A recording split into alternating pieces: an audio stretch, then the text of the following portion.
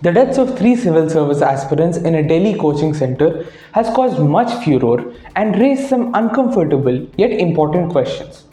Will they be addressed, or was this outrage yet another sporadic outburst? In today's episode of Straight Up by edX Live, we try to answer this.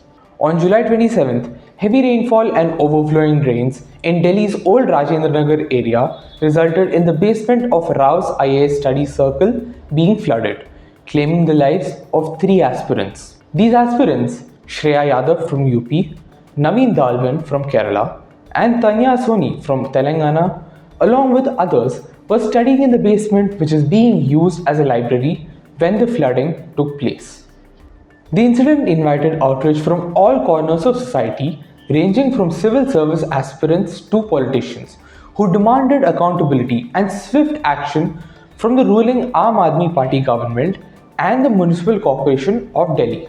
In response, the latter initiated an inspection and sealing drive into the coaching centers in Delhi, particularly in coaching hubs like Old Rajendra Nagar, Patel Nagar, Lakshmi Nagar, and other areas, and sealed 128 coaching centers.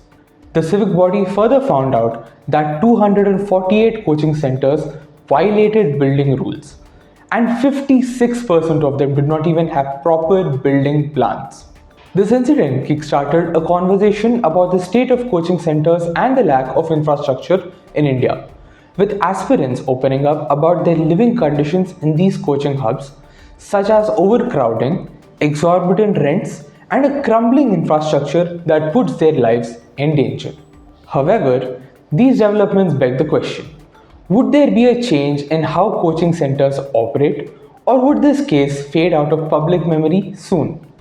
We turn to Ravi Kapoor, IRS Officer turned UPSC Coach, to seek an answer to this question as well as to gain an insight into the state of IAS coaching centers in Delhi and the UPSC as a whole. Tune in to listen.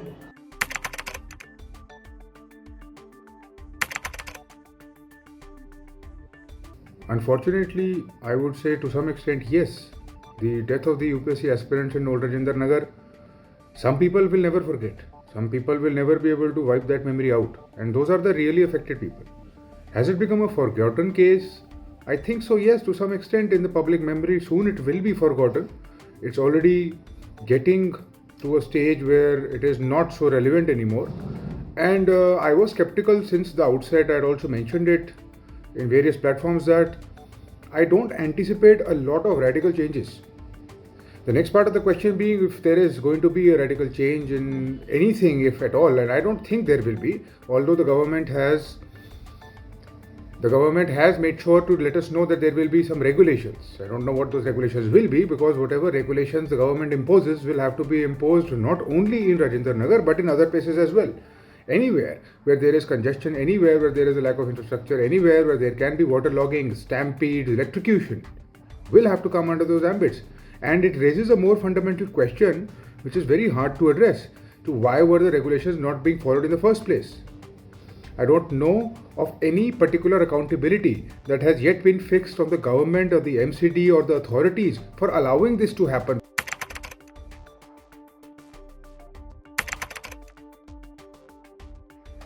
Yes, this issue of not giving too many attempts and not making the matter of life and death, which it is not, is I think one of the most positive things that has come out of this event and this debate.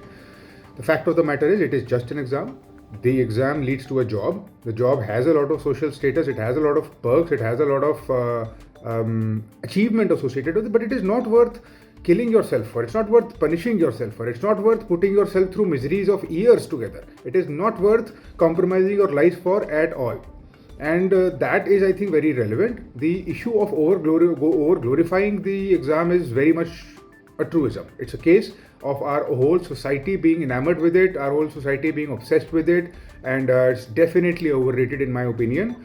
And it's overrated for various reasons. We can get into those reasons, but those reasons are very broad. Those reasons are the fact that people don't have better options out there. The fact that this happens to be one of the best outcomes a person of that young age can expect. The fact that this brings along with it not just success but also fame. The fact that it has a sense of achievement and there's a tremendous brand value associated with it. All of these factors make it very alluring, make it very exciting. But I do agree that no more than 3 attempts should be anybody's plan. If you're going beyond that, I think that there is something fundamentally wrong.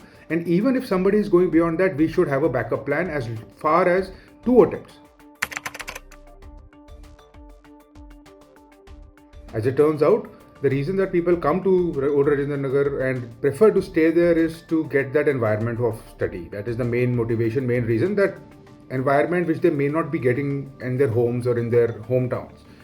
The actual situation turns out to be quite different, in fact, and people feel that there is overstimulation there. That's one. It's very chaotic. There are too many people there. Number 2, it's not very hygienic. Number 3, the infrastructure is dilapidated. The infrastructure, as I mentioned, is prone to stampedes, is prone to electrocution, is prone to all sorts of problems. Let alone a natural disaster, that place is not at all equipped to handle any sort of natural disaster. And this was not even the natural disaster category event that led to this tragic incident. So they do live in very unfavorable circumstances, and this is just the infrastructure. Compound that with the issues they face financially, paying rent. Rents keep getting jacked up because of the increased demand, because the landlords are having a ball out of it. The real estate agents also. The entire industry is to some extent benefiting from this extra demand.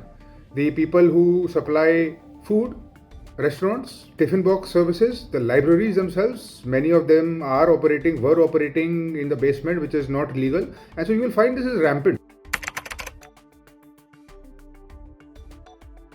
I think that with or without the Pooja Khedkar case, the UPSC is in need for some reforms.